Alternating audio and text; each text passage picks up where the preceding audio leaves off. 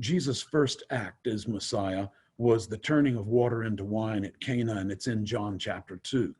But another story, another story that is told in the second chapter of the Gospel of John is that in the early part of Jesus' ministry, he makes a trip to Jerusalem. He enters the temple, and it's usually called cleanses the temple.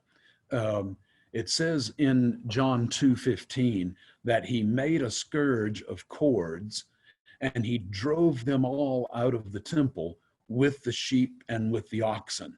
He poured out the coins of the money changers and he overturned their tables. Jesus is using physical intervention here to right what he sees as a wrong that is negatively affecting the functioning of the temple and the worship of the people who come there to put themselves in the presence of God for purposes of sacrifice and worship. Um, some have argued that here in this text, it never says that Jesus actually took that scourge of cords and hit anybody with it. I find that to be kind of, first of all, you're reading into the scripture, and also this is reductionistic. The reality is, some kind of way, using some kind of mode, Jesus drove these sellers of sacrificial animals and changers of money, drove them using physical force out of the temple in order to purify the temple of their presence, of their influence, and to allow the true pure worship of God. That's an interesting way to sort of start out a messianic ministry.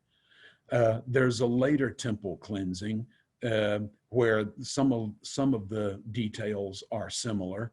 In the Gospel of Matthew in chapter 21, you can tell because Matthew has 28 chapters that this is a different temple cleansing, and it's taking place at the end of Jesus' ministry. In fact, Matthew 21 is describing the events of the last week of Jesus' life before his crucifixion, death, burial, and resurrection.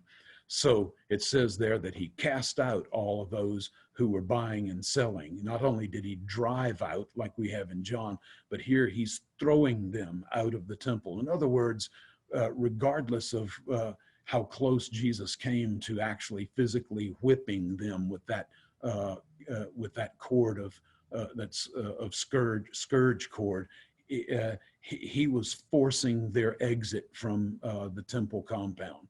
He overturned, another act of force, overturned the tables of the money changers.